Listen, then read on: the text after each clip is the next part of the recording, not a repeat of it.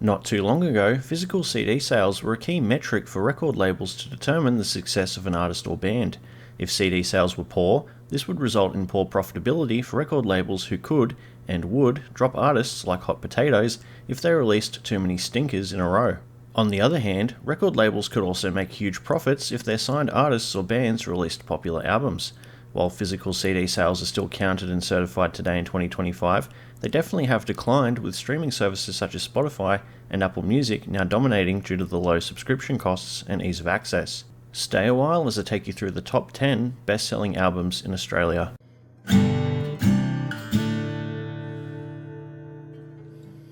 At number 10, we have Queen's greatest hits album, released in 1981 by EMI, which went 15 times platinum, selling just over 1 million copies. The US version, which contained 14 tracks, was the version that was chosen to be re-released in Australia. One of the biggest and most influential bands to come out of the UK, it's no wonder that a greatest hits compilation sold so many albums. I've never met a single person who hated Queen. Looking at the track list, it's jam-packed full of all the classics. Another One Bites the Dust, Killer Queen, We Will Rock You, We Are the Champions, and Bohemian Rhapsody are the highlights for me personally, with many other strong songs to round out the 14. Bohemian Rhapsody is one of the greatest songs ever written, with the song gaining renewed popularity after it featured in the film Wayne's World, boosting it back into the top 40 at the time. At number 9, we have Adele's 21 album, released in 2011 by XL and Columbia, which went 22 times platinum, selling 1.19 million copies. Adele is one of the biggest solo female artists in the UK, with massive success around the world, with this album selling more than 30 million copies in total. 21 spent 32 weeks at number 1 on the ARIA Top 50 album charts due to the strength of the singles. The album features 11 songs, with 5 of those being singles, which are Rolling in the Deep, Someone Like You, Set Fire to the Rain, Rumour Has It, and Turning Tables. I'm not a fan of Adele, so I haven't heard anything outside of the singles, which were absolutely massive and inescapable through 2010 and 2011.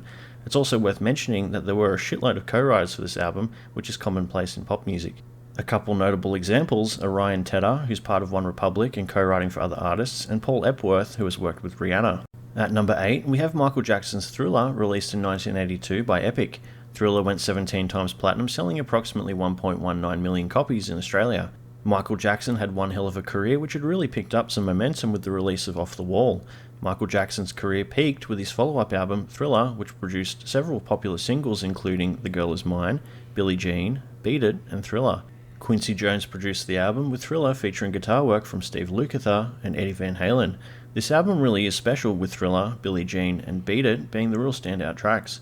Michael Jackson's next album, titled Bad, still sold a shitload of albums, but was less successful than Thriller. At number 7, we have ABBA's The Best of ABBA album, released in 1975 by RCA, which went 22 times platinum, selling just over 1.2 million copies.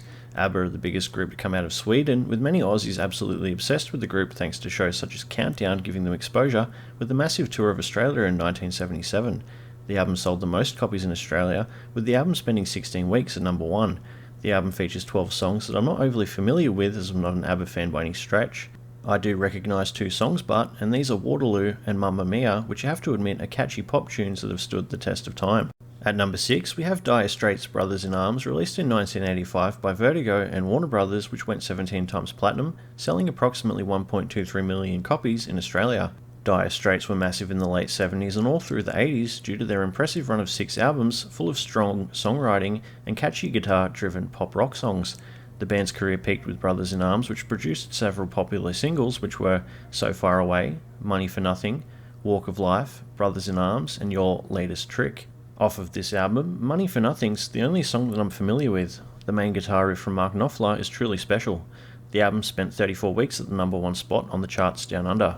At number 5, we have ABBA's Gold, the greatest hits album, released in 1992 by Polygram, which went 17 times platinum, selling approximately 1.26 million copies.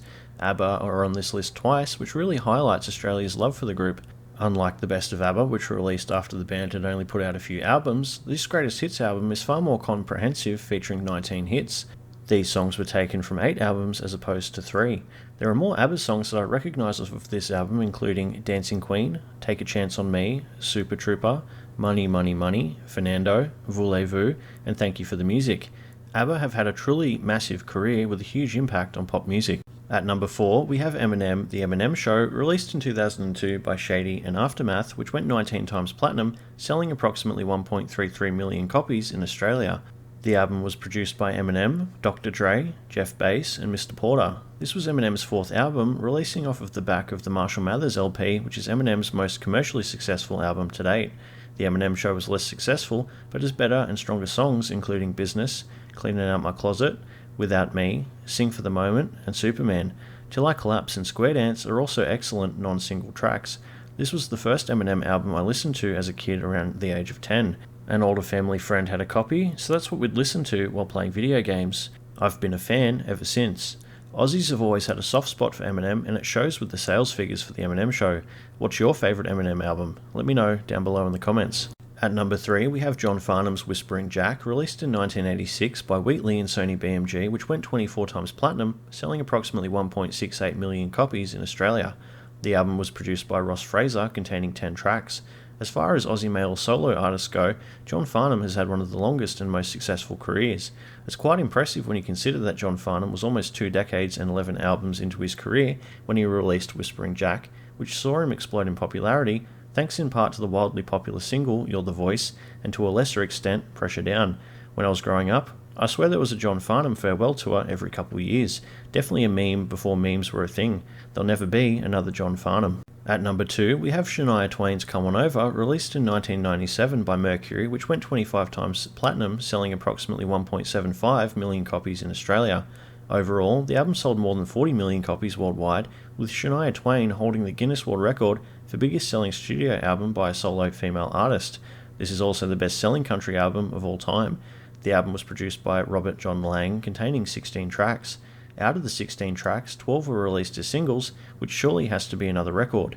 I'm not a Shania Twain fan, but I recognise a few of these singles, which are You're Still the One, Man, I Feel Like a Woman, Don't Be Stupid, You Know I Love You, and That Don't Impress Me Much.